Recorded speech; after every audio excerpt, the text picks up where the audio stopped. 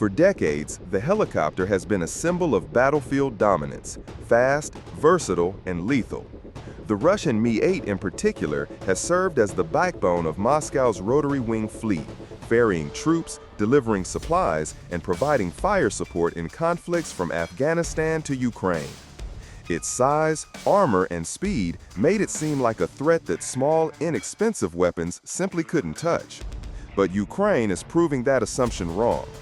In a war defined by innovation under pressure, Ukrainian forces have shown that even a 2-kilogram FPV drone, the kind usually built for racing or hobby flights, can become a precision strike weapon. In one extraordinary case near Donetsk, such a drone intercepted and destroyed a $15 million Mi-8 in flight. Thousands of miles away, over the Black Sea, a naval drone, the Magura V5, armed with an adapted R-73 air-to-air missile, scored what appears to be the first confirmed kill of an aircraft by an uncrewed surface vessel. These are not isolated flukes.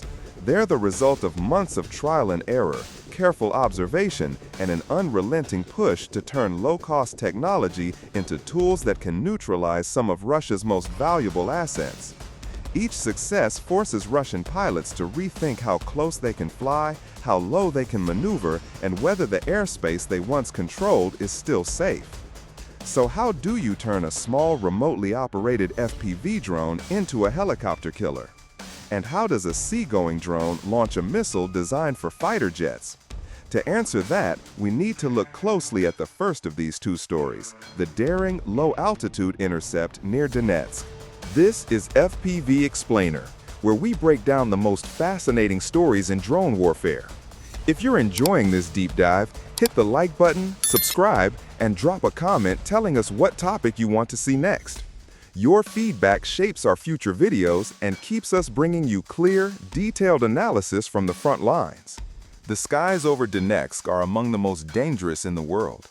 Here, Russian Mi-8 helicopters fly low to avoid radar detection, hugging the terrain while delivering troops, conducting strike missions, or evacuating wounded.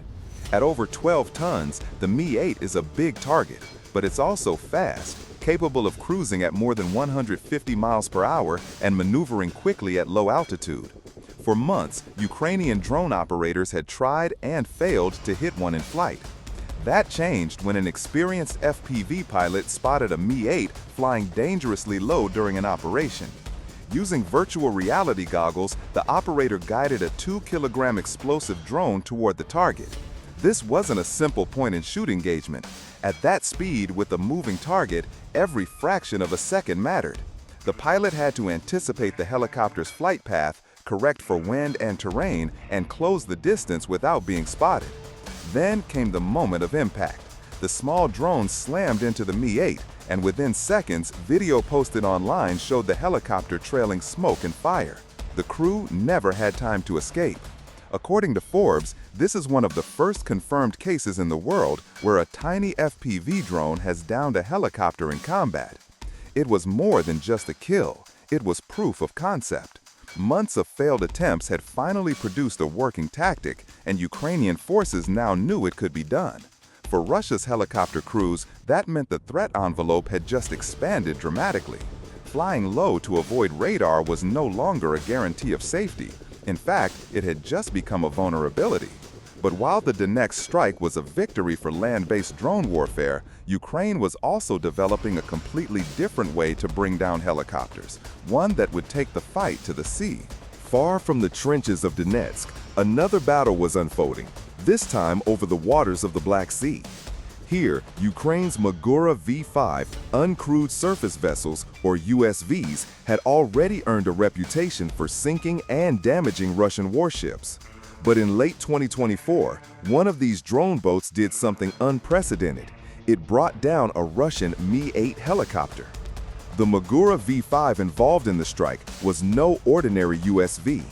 Operated by Ukraine's military intelligence unit, Group 13, it carried an adapted R-73 Sea Dragon missile, a weapon originally designed for fighter jets in air-to-air combat. Mounted on angled launch rails at the rear of the vessel, the missile used its heat-seeking guidance to lock on to the hot exhaust of the Mi-8's engines.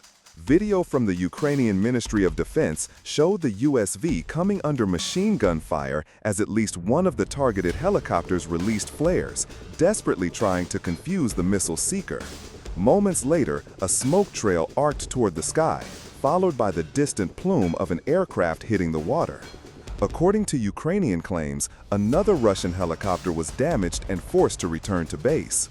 Even Russian military bloggers admitted this was the first confirmed kill of an aircraft by a naval drone anywhere in the world. This wasn't an improvised strike from a one-off platform. It was the culmination of months of adaptation and testing. Ukrainian engineers had taken a missile meant for supersonic dogfights and given it a new role as a shipborne surface-to-air weapon. The result was a powerful deterrent that forced Russian helicopters to think twice before approaching USVs. With these two very different successes, a tiny FPV drone in Donetsk and a missile-armed USV in the Black Sea, Ukraine had proven it could hunt helicopters on land and at sea.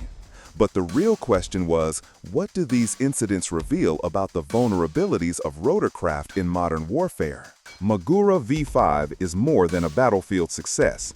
It's a glimpse into where warfare is headed. These incidents prove that the tools needed to threaten, damage, or destroy rotary wing aircraft are no longer limited to advanced militaries with billion-dollar defense budgets. They can now be built in workshops, assembled from commercial parts, or adapted from existing stockpiles. For Ukraine, this opens a new strategic front. On land, FPV drones will continue to evolve.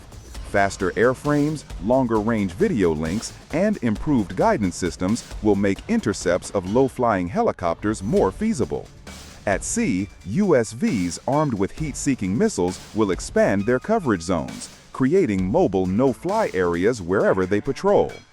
These developments won't eliminate helicopters from the battlefield, but they will force them into higher, safer flight profiles, reducing their effectiveness in close support and rapid response roles. For Russia, and for any military watching, this is a warning.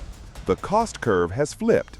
It's no longer about matching expensive aircraft with equally expensive air defense systems. Now, a few $100s worth of drone parts or a repurposed missile on an unmanned platform can neutralize multi-million-dollar assets. That reality will drive changes in tactics, pilot training, and perhaps most importantly, in how militaries prioritize counter-drone measures. The next phase will likely involve swarming tactics, with multiple drones working together to overwhelm a helicopter's defenses. Artificial intelligence will help automate tracking and targeting, reducing the skill barrier for operators. And as the technology spreads, the danger won't be confined to Ukraine. Any conflict zone could see similar tactics employed. Ukraine's victories against Mi-8s are milestones, but they're also harbingers. The age when helicopters could operate freely over hostile territory is ending. The battlefield of the future will be one where every low pass, every hover, and every approach comes with a new question. Is there a drone waiting for me?